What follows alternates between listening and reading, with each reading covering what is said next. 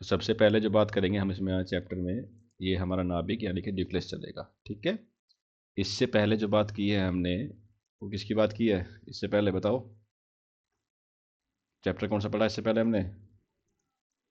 परमाणु पढ़ा है। ठीक है, तो ये ध्यान रखना है, हम जो पढ़ते हैं, जो शीट चलती है हमारी, हम एक्चुअली क्लास 9 से ना थोड़ा उल्टा पढ़ते हैं। यानी कि कैसे पढ़ते हैं? यौगिक, है ना, यौगिक के बाद अणु, अणु के बाद परमाणु, परमाणु के बाद नाभिक, कुछ ऐसे पढ़ते हैं, है ना। तो परमाणु तक हम पहुंच चुके हैं। परमाणु का मतलब होता है परम प्लस अणु, यानी कि अणु का भी वो बहुत छोटा भाग हो जाता है, दिखता ही नहीं हमें। परमाणु के अंदर एक चीज होती है जिसका नाम है नाभिक।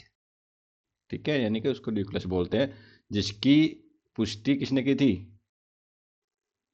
जो नाभिक है आपका, नाभिक है, न्यूक्लियस है, उसको किसने बताया? भाई एक फॉर्मूला है, याद रखो, ईंट पर नाच वाला। ठीक है, तो यहाँ से क्वेश्चन आता है बच्चे जरूर कहीं ना कहीं। ठीक है, टकराएगा। तो ई मतलब क्या है? इलेक्ट्रॉन। टी मतलब क्या है? थॉमसन। पै मतलब क्या है? प्रोटॉन। और आर मतलब क्या है? रदरफोर्ड। लेकिन यहाँ पे कंफ्यूज होती है कि इसकी डिस्कवरी तो की थी गोल्डस्टीन ने। ठीक है, लेकिन इस पे प्रयोग जो किए, पुष्टि जो की रदरफोर्ड ने की थी अपने अल्फा स्कैटरिंग वाले किससे? एक्सपेरिमेंट से। ठीक है, जो हम लास्ट क्लास में यानी कि लास्ट चैप्टर में पढ़ चुके हैं। वहीं पे एन की बात करें तो क्या है? न्यूट्रॉन। और चे से है चैडविक। ठीक है, क्या है? चैडविक है। आई बात समझ में? तो नाभिक का जो कंसेप्ट है, नाभिक को भी आपका जो किस एक्सपेरिमेंट में आया था? रदरफोर्ड के एक्सपेरिमेंट में तो आया था, जब कहा था कि भी कुछ ना कुछ उसके अंदर प्रेजेंट है जिसके पास पॉजिटिव चार्ज है ना। तो नाभिक जी हम ये बताते हैं। क्लियर है चीजें? अब स्ट्रक्चर किस टाइप से होती है इसकी, वो चीज देखनी है। ठीक है, जो इसका स्ट्रक्चर होती है वो किस चीज देखनी है। सबसे पहले आपको देखना है कि जो हमारा एटम प्रेजेंट जो एलिमेंट होता है उसको हम कैसे रिप्रेजेंट करते हैं। तो एलिमेंट को सब ऐसे रिप्रेजेंट करते हैं। ठीक है, करते हैं ना। तो इसमें जो जेड होता है वो आपका क्या होता है? एटॉमिक नंबर होता है, यानी कि परमाणु संख्या होती है। परमाणु संख्या होती है। वहीं पर जो ए होता है वो क्या होता है आपका? एटॉमिक वेट होता है। इतना तो मालूम है सभी को, है ना। परमाणु भार होता है ये, है ना। और जो ये एक्स है ये सिंबल है किसी भी एलिमेंट का। ठीक है, इतनी बात समझ में आती है? आती है भाई, नहीं आती है? तो इसे कर लेंगे, यानी कि इसको जो रिप्रेजेंट किया जाएगा, रिप्रेजेंटेशन इसका ऐसे होगा। ठीक, वहीं पे जब बात हम करते हैं नाभिक की किसी भी, तो नाभिक को अगर बात करें एटम के अंदर जाके, तो कुछ इस टाइप से बना के देख लो आप कि ये मानो नाभिक है, न्यूक्लियस है। तो न्यूक्लियस को थोड़ा ब्रॉड करें हैं, थोड़ा सा हम इसको ब्रॉड करें तो हम इसको कुछ ऐसे देख सकते हैं कि जी इसको कुछ ऐसे मान लो, इतना बड़ा मान लिया फिलहाल के लिए। ठीक है, नाभिक की बात कर रहे हैं, थोड़ा ज्यूम कर लिया।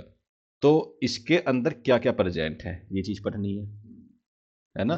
तो नाभिक के अंदर क्या क्या प्रेजेंट होता है? एक तो ये नाभिक का आवेश कैसा हो सकता है, एक ये। ठीक है, तो नाभिक के जो अंदर होते हैं प्रेजेंट, वो होता है आपका न्यूट्रॉन और प्रोटॉन। क्लियर बात? कौन कौन से होते हैं? यानी न्यूट्रॉन होता है और प्रोटॉन होता है। ठीक है, तो न्यूट्रॉन की जब बात करते हैं तो इस पर कैसा चार्ज होता है? ये क्या होता है? चार्जलेस होता है, यानी कुछ नहीं होता। प्रोटॉन की बात करें तो इस पर कैसा होता है? पॉजिटिव होता है। तो इसलिए अगर कंबाइन बात करें तो न्यूक्लियस पे कैसा चार्ज हो गया? पॉजिटिव हो गया। आई बात समझ में? तो नाभिक का जो कुल आवेश आएगा वो क्या आएगा, जो आपको एक्चुअल में पढ़ना है? तो यहाँ पे लिख सकते हैं नाभिक का कुल आवेश। नाभिक का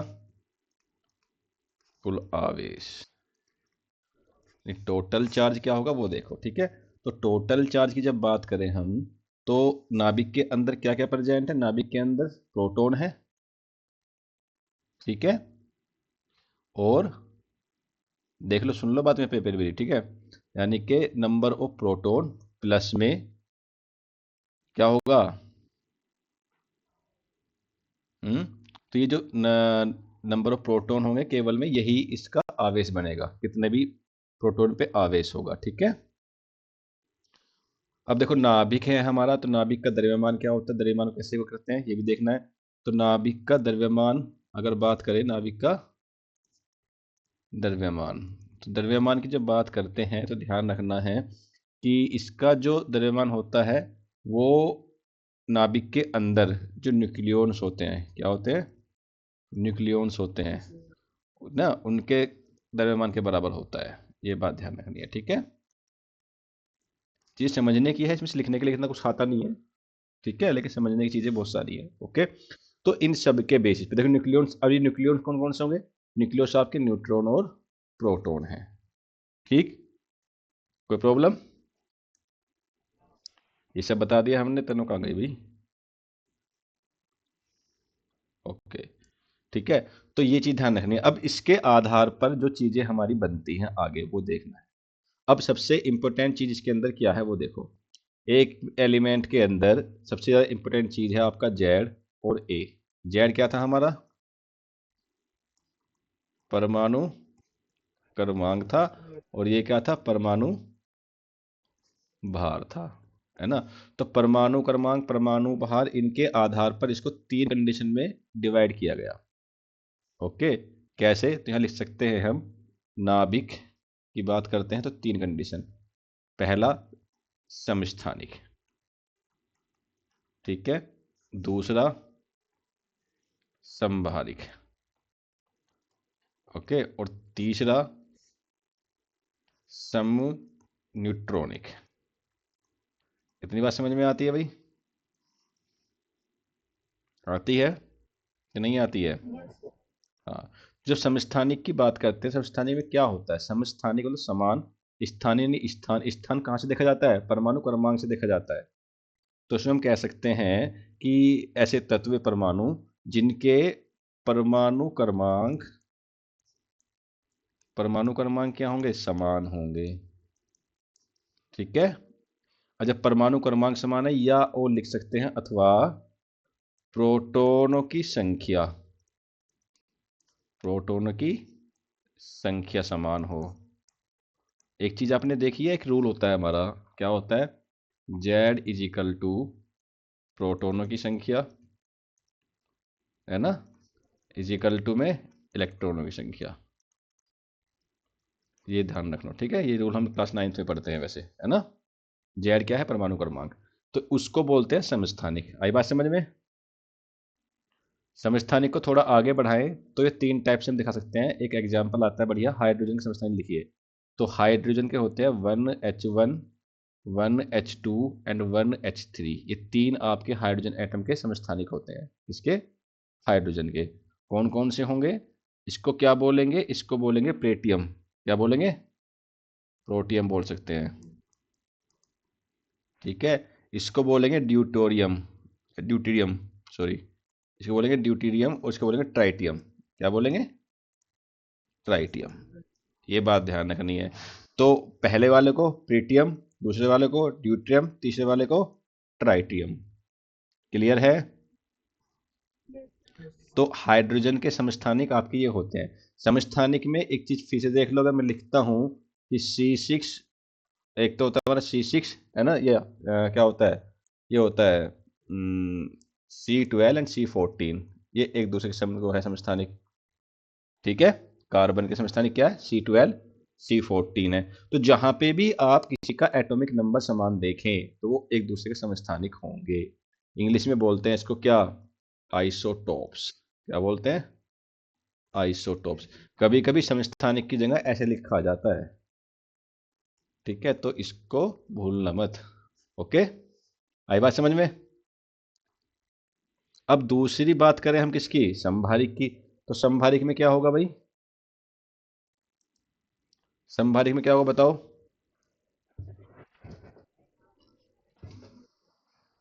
संभारिक मतलब समान, समान क्या,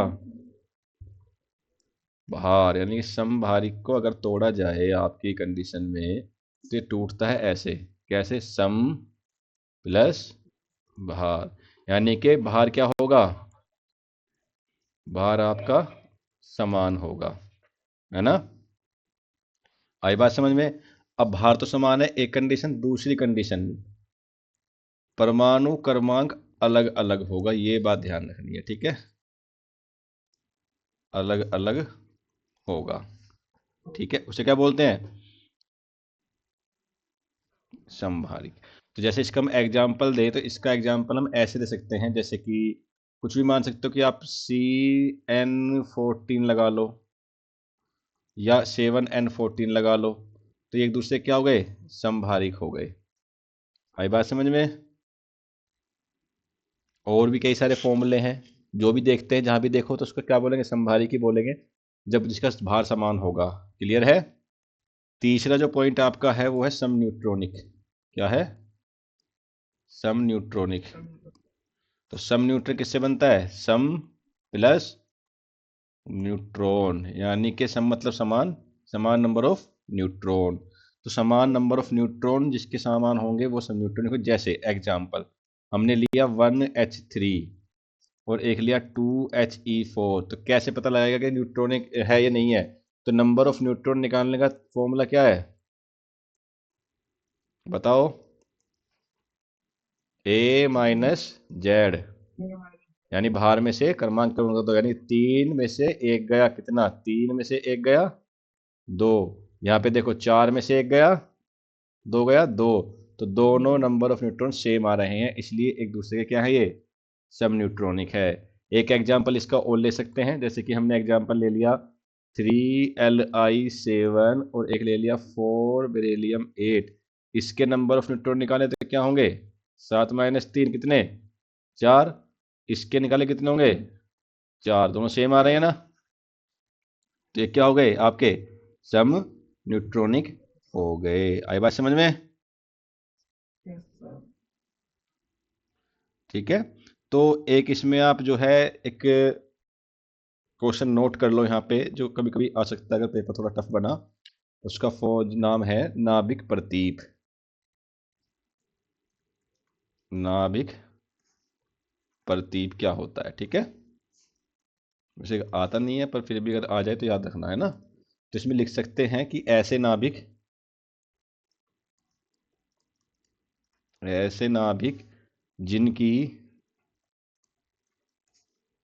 द्रव्यमान संख्या एक समान लेकिन पहले के प्रोटॉनों की संख्या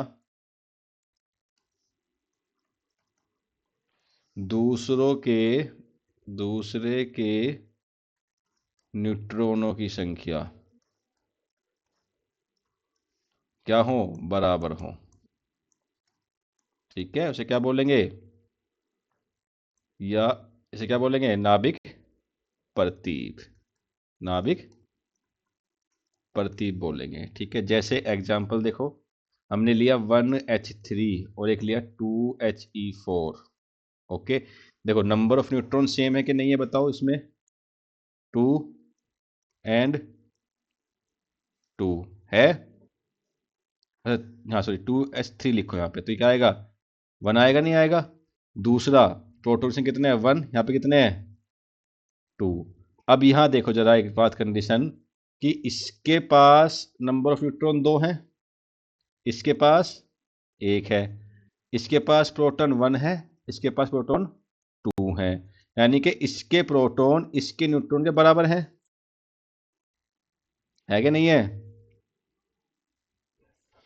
और इसके प्रोटॉन इसके बराबर है कि नहीं है? यानी कि हम कह सकते हैं कि एक दूसरे के विलोम होते हैं, उल्टे होते हैं। ठीक है। आई बात समझ में? उनको बोलते हैं नाभिक प्रतीक। आई बात समझ में? कर लेंगे। ठीक है। जब इतनी बात हो जाती है हमारी, तो फिर बात जनरेट होती है कि भाई नाभिक के आकार का क्या, कैसे डिफाइन करेंगे उसको। तो नाभिक का आकार जो डिफाइन होगा आपका, वो उसकी त्रिज्या के ऊपर होगा, क्योंकि हमें पता है नाभिक कैसा होता है। नाभिक तो गोल टाइप स्पेयर में होता है ना। अब यहां से यहां तक क्या होती है? उसकी त्रिज्या होती है, आर होती है। तो किसी भी एटम का, कोई भी आपको एटम दे तो नाभिक का आकार कैसे निकालेंगे, त्रिज्या कैसे निकालेंगे। ठीक है, ये ध्यान रखना है।